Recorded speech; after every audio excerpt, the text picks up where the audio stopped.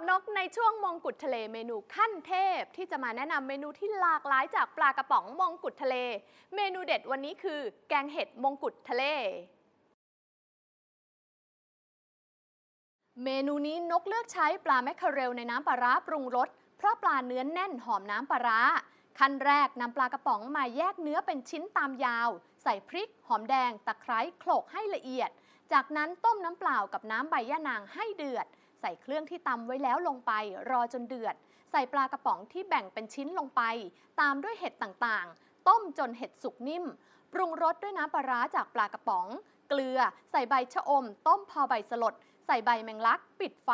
เท่านี้ก็ได้เมนูแซ่บนัวแกงเห็ดจากปลาแมคเคอเรลในน้ำปลาร้าปรุงรสตรามงกุฎทะเลอย่าพลาดเมนูอร่อยแบบนี้ในช่วงมงกุฎทะเลเมนูขั้นเทพเมนูไหนก็อร่อยแน่นแน่